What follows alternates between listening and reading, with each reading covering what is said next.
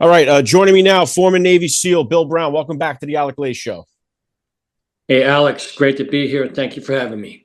Always an honor to talk to you. I mean, it wasn't that long ago. It feels like yesterday, really, that we were standing on the steps of Capitol Hill. We were pushing for Pete Hegseth to be confirmed as the Secretary of Defense, now Secretary of War. And I think from all signs I'm seeing here, Bill, he looks like the right man for the moment. What's your take, first off, on this Iran thing, how Pete Hegseth is handling this as Secretary of War?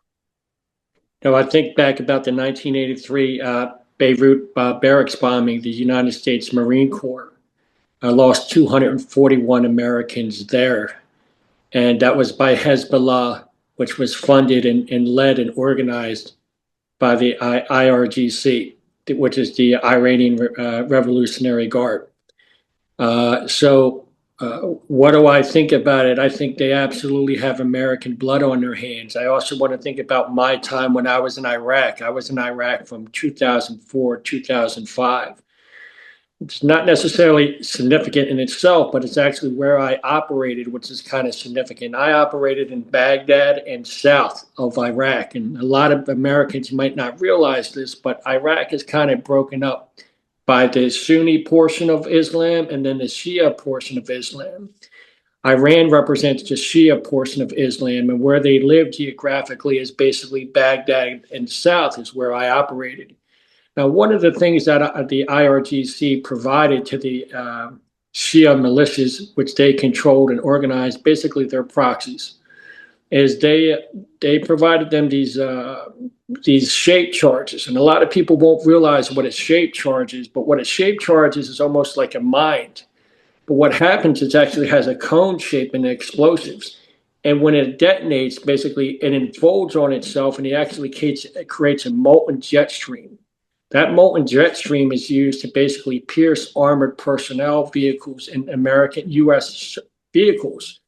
And that resulted in about 603 deaths of American servicemen, beautiful men and women who served this country from 2003 to 2011. And the Iraq Republican Guard, their Quds force, is actually responsible for that. So they again have, that was when I was in Iraq, that was probably about 17 to 20% of the casualties. That means about 17% to 20% of the casualties of Americans when I was in Iraq as a result of Iran. And so have no doubt that that regime absolutely has American blood on its hands. Now, I want to tell you, it even got more personal for me recently. I represent, and actually, he wants me to state this. I represent Kevin Chambers. Now, Kevin Chambers is a Gold Star. A lot of Americans might not realize what a Gold Star is, but basically a Gold Star family member, somebody who lost their son or daughter, or maybe their spouse, somebody in their family that served their country and was killed overseas fighting for our nation. Now, one of the things that was happening is in the Red Sea, which is one of the hugest shipping lanes in the entire planet, especially when you talk about all the petroleum that comes in and out of there. The Iranians were using another Shia militia group called the Houthis to basically interfere with commerce. And one of the things they were doing is basically Iran was giving them ballistic missiles that basically threatened ships coming in and out of there. The SEAL teams were tasked to basically intercept that some of those missiles getting shipped from Iran to Yemen to the Houthis. I represent a Gold Star dad, Kevin Chambers. His son, Chris Chambers, is a beautiful Navy SEAL. And in January of 2024, he was killed.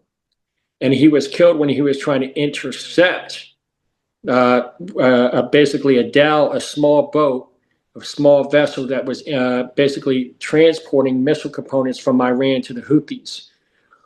And unfortunately, that beautiful American died with another beautiful SEAL. And what happened was, thank God, the SEALs were successful in basically boarding that ship, detaining that ship, and confiscating Iranian missile components that were going to the Houthis. So here you have the Iranian regime, the jihadist Shia regime, basically interfering with commercial traffic and one of the most trafficked commercial shipping lanes in the entire planet. And it resulted in the death of two beautiful American Navy SEALs. One of them the father represented them.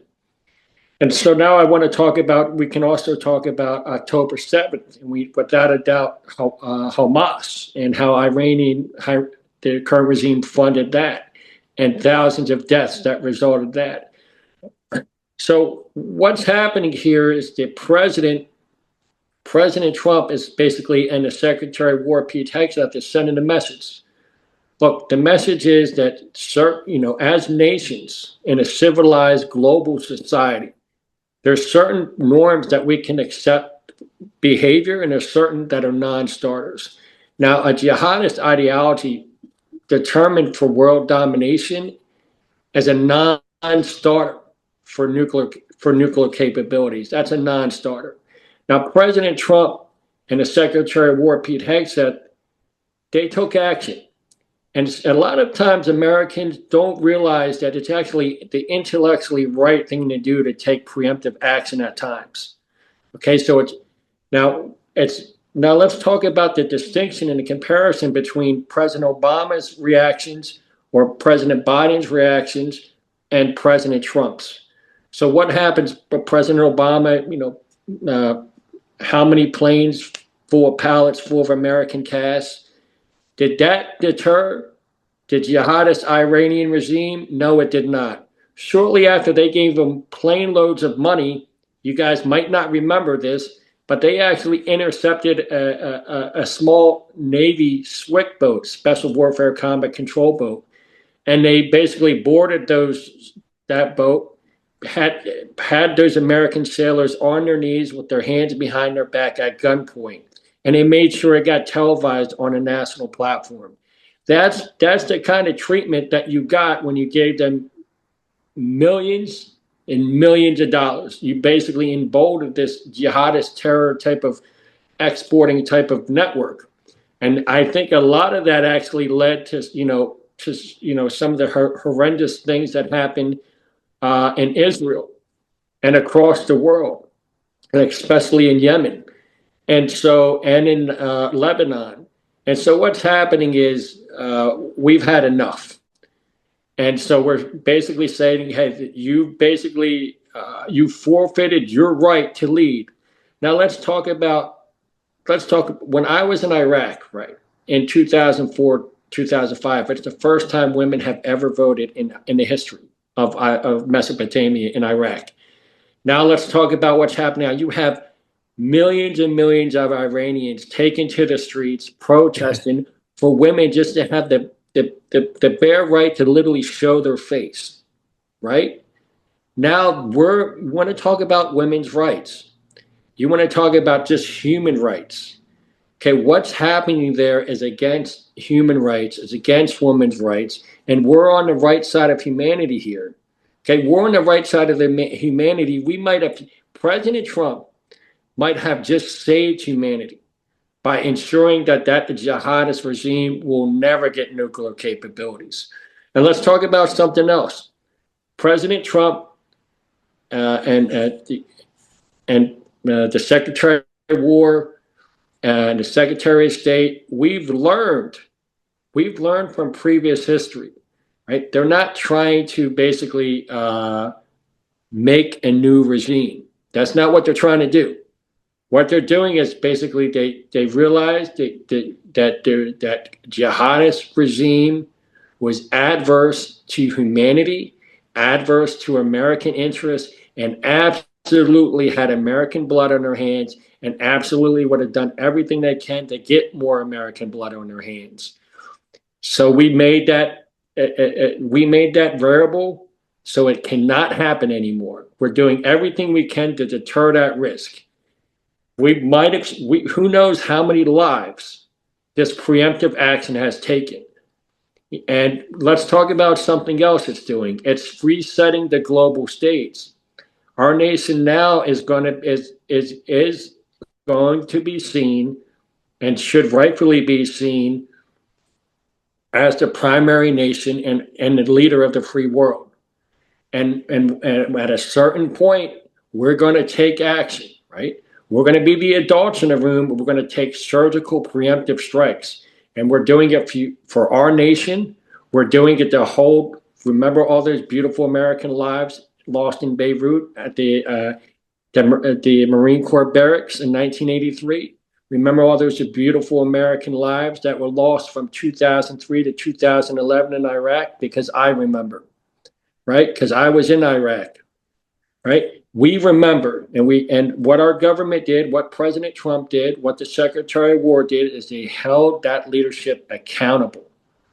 And they made this world a safer place. They made this world a safer place for Americans. They made this world a safer place for the beautiful women and people in Iran. There's Persians that are just advocating for just basic human rights, literally the right to show your face. All right. They're advocating for commercial. Look what they did. They're making commercial traffic now safer. They're making the Middle East safer. They're making the entire planet safer, because what they did is now they've negated the planet's #1 sponsor of terror. They've taken that leadership out. It's a beautiful thing. They did it with precision. And the operations that they pulled off, the coordination and the planning, it's one of the most advanced operations that has ever happened in the history of humanity. Yeah, no doubt about that, Bill. And that's why, because like you said, you were in Iraq, you're a combat veteran of that war. And so many, what's happening right now, especially online, what we're seeing is the comparison of the reasons why we were in Iraq, which was weapons of mass destruction. We were sold that lie, weapons of mass destruction, and we went to war with Iraq. We were there. You were there in person. Now people are trying to compare that to here of saying Iran has the capabilities of getting a nuclear weapon. And so we're going in there to attack them. And they're saying it's the same thing as the weapons of mass destruction versus now the nuclear weapon. Do you see it that way? Or do you see this as completely different, how we're handling Iran versus how we went in Iraq? Well, there's a distinct difference between the Iraq comparison and Iran comparison. When we went into Iraq did not bomb a Marine barracks in advance. They didn't import, right? The Saddam regime didn't export basically sophisticated mine technology, these shape charges, to specifically target American armored vehicles that resulted in the deaths of 603 American service members. They also didn't, let's talk about the shipping lanes, the commercial shipping lanes, right? Let's talk about how they threatened commercial shipping. Let's talk about the thousands of lives that were, think about all those Israelis that on October 7th, that were all those poor, young kids that were killed at the concert, and all those, the tragedies and the horrors that happened there. Let's talk about in Lebanon. Let's talk about in Yemen, right? They weren't exporting. Saddam Hussein and the Iraqi regime at the time, the Ba'athist Party, wasn't exporting this type of terror on a global scale, didn't have the American blood on his hands. And what we know is Iran was absolutely moving forward to nuclear capabilities. Now let's talk about something else, another comparison. Now, one of the things that how Iran was able to export and finance its terror was, besides the previous administration's emboldenment in basically trying to bribe them with millions of dollars in planes. But what else let's talk about what else their huge distinction is. China, right? China gets a lot of, guess what? They get a lot of oil from where? They get a lot of petroleum resources from where? At a huge discount from Iran, right? Guess what? Having a regime that's not pro-jihadist horror, that's not pro-communist China, is better for democracy, is better for our nation. And what else does it do? It makes it harder for our greatest adversary, China, to get a resource at a very cheap and under market price that they absolutely need. And so, the comparison is much distinct, right? The other thing we'd even talk about in the comparison is you didn't have millions of people taking to the streets begging for help. Literally, the Iranians are literally spray painting signs begging President Trump to intervene, begging the United States of America to help them. You didn't have, now one of the comparisons you did have though is I love the Kurdish people because I did work with them. And I feel I have a great sorrow for them and their people's continued prosecution in Syria, in Iran, in Iraq, and especially in Turkey. Now, Saddam did use chemical and biological agents on the Kurds. So he did commit horrors within his own people, which is similar to the horrors that Iran has been committing against its own people since inception. Well, that's the big difference that I think. Like right now, I know that the morale, the people that support Trump still support him and see this as a good thing that he's doing, protecting a future strike. I know Secretary Rubio said today or yesterday, he was saying that had we waited until they attacked us, we would have had a lot more casualties than we're going to have by taking this preemptive strike. So it's just about Bill just trying to really, I guess, sell it to the American people, because nobody ever wants to see, especially after this 20 years with the GWAT, nobody wants to see our American soldiers be put into harm's way. And I think that Trump in his heart knows that he would never do that to our service members if he didn't think it was absolutely necessary and it was all other options were exploited before he pulled the trigger on something like this. There's no doubt that President Trump and the Secretary of War, Pete Hegseth, love our nation. There's no doubt that they love the men and women who serve in our nation at harm's way. And I think that's one of the beautiful things is that if you even look at how they're operating in such an advanced and strategically, technologically advanced manner that it does two things. One is these are strategic strikes against strategic targets to do a couple things. One, to basically negate leadership, and then two, to negate basically military capabilities, right? And then they're also geared to what? To reduce the potential of American casualties. So if you look at the ways that they've reacted, you look at the operations that they conducted, they've done everything they do to reduce the risk of American casualties, and then two, what? To increase the possibility of basically mission success. And so these operations have no doubt, when Pete Hegseth was elected to the Secretary of War, he said he was focused, he wanted to get the military and the Pentagon focused on lethality and mission success. His time as Secretary of War has proven that he has been successful in those endeavors. Yeah, it's been historic. I mean, just the Maduro raid itself, which is a whole nother chapter, with the way that they pulled that off was incredible. And this strike, I mean, how much more effective could you get in the planning where they wiped out this guy that had been in charge for 47 years? So they took him out real quick. Where we look at Saddam Hussein, it was 9 months into the Iraq war before he was finally captured. With bin Laden, it was 9 years into the Afghan war before he was finally killed. And now with this, it was just within a couple of hours. Khomeini is dead. Just within a couple hours, they plucked Maduro out of his living room. I mean, this is pretty historic stuff that we're seeing, especially from Trump and Pete Hegseth together. But this whole administration, I just think it looks like they have a well-oiled machine. But where do you see right now? What do you want to see from this point forward, Bill? Because I know we don't want to see boots on the ground. We don't want to see a forever war. What do you think needs to happen right now, this week, in the immediate future here, in the next steps that we got to take? Well, one of the things I look at is when I think what should the next steps be, I kind of do a compare and contrast to where we were successful and where we weren't. So where were we successful? Well, I look initially after 9/11 and how we were so successful in taking down the Taliban initially. And what did we do? We worked with the Northern Alliance. We supported them, and with logistics, with weapons, and with spec operators. and basically they were able to take down the Taliban relatively efficiently.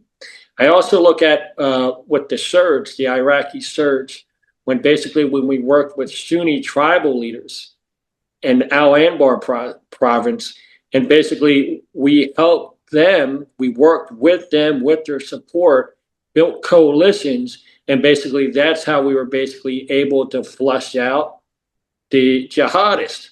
It's also very similar to how President Trump was successful in basically negating ISIS. So the pattern to be successful is basically, it's a divide and conquer strategy. It's basically where we support basically internal elements that are basically not jihadist. Maybe they're not going to be the democracy that we are, but really, what is our primary goal? We're looking for stability, right? We're looking for long-term stability. We're looking for rational actors. What we need by that is we need individuals or entities that are not pro-jihadist, because that ideology is adverse to humanity. So so what I would recommend, and I'm sure they're very involved in this, and Langley, 100%, and other places, is basically supporting elements with inside Iran that want to, and we've seen millions of people take the streets that want to move forward in a peaceful manner and set up a society that basically is going to play well with others. And basically once we ID who those individuals are, who those entities are, then we want to support them. And that's the best way to work. We'll support them with logistics. We'll support them with finances. We'll support them with various support. And that's how we do it. And that's the way. And it's kind of interesting the way that format is, because it's actually taken Iran's using proxies to export terror and changing it. And now we're basically going to use Iranians to basically build a better future for Iran, the Persians, and the entire Middle East. Yeah, and that's the last thing I'll hit on here, Bill. Is this the final piece to the actual peace in the Middle East? Is Iran the last stone really to fall, an obstacle in the way to actually achieving what we've all been calling for decades, which is peace in the Middle East?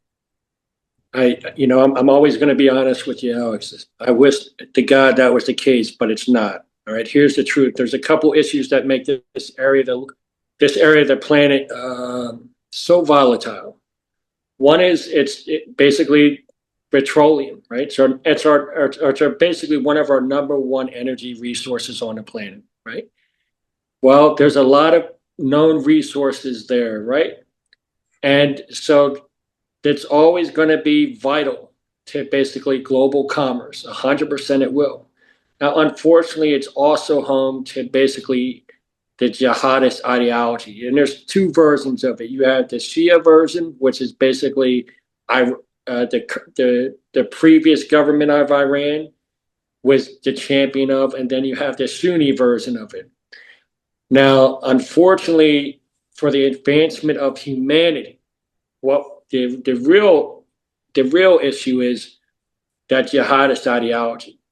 And I believe the best way to negate that ideology is by open debate and by basically being upfront with it, calling it for what it is. The truth is it is adverse because it promotes intolerance and violence upon others. And that's just the truth. It does. That ideology.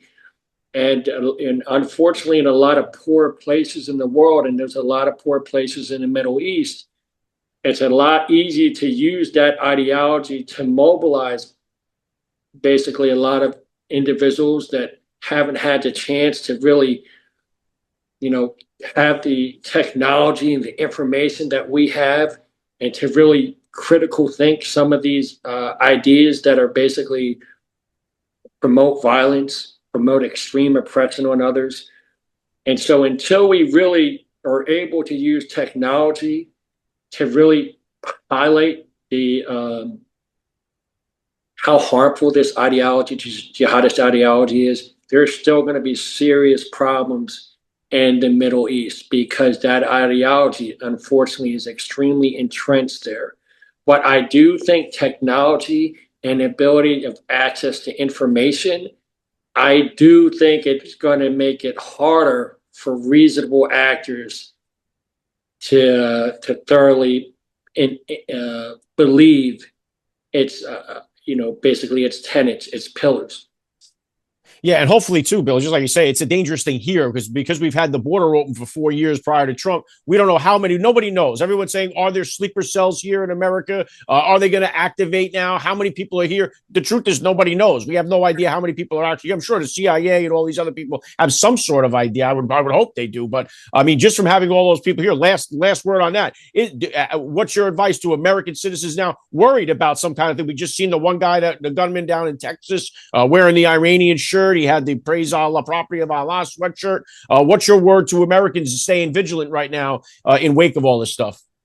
Well, there's a couple things. One is, I think with technology and advancement of technology, it's very easy to track and monitor individuals. I think another 9/11 type of attack be very hard to pull off and plan, and with the logistics, because of the technology and monitoring, the ability to monitor is extreme. And so I think the threat level in that is reduced.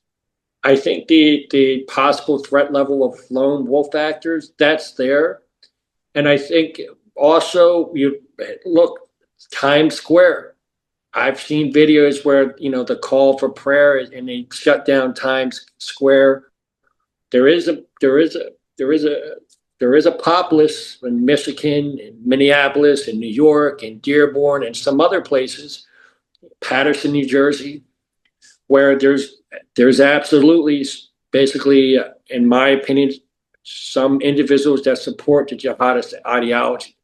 And there's one thing to promote your religion. It's another thing to use intimidation. And I do think shutting down Times Square is like a show of force and a form of intimidation. I'm not a fan of it. I think there's many beautiful Muslims in our country that add a lot to our country. But I do think there's absolutely, the jihadist ideology is part of the Islamic religion. To say the truth, the Prophet Muhammad was a jihadist. He spread Islam by the sword, absolutely. Yeah. And so, do I think am I worried about sleeper cells? There's a possibility, but I think with modern technology and ability for our agencies to monitor basically a lot of things happening within a digital world, I think it's a lot harder to pull off. But what I do believe in is I do think we're in this great ideological struggle. The jihadist ideology is out there, the wokeist ideology is out there, and they're both intolerant ideologies, which I believe are adverse to the growth of humanity. And I do think the best way to basically contribute to basically humanity is to speak up about it, engage in an open market of ideas, and explain why democracy, explain why free speech, explain why these ideas, capitalism, why the best product should rise, the best ideas should rise, why everybody should have the ability to talk and speak out about things. You look what happened to Charlie Kirk. They canceled him in the most absolute fashion, right? Because he was challenging those same ideas, those same ideologies. And so I say, speak up. This is where the real fight is. The real fight right now for the advancement of humanity is to explain why our ideas of life, liberty, pursuit of happiness, free speech, right? Why capitalism, the best products, the best ideas should rise, due process, equality. Those ideas are right. And that's what, like the Statue of Liberty, that torch of freedom, that's what our country represents.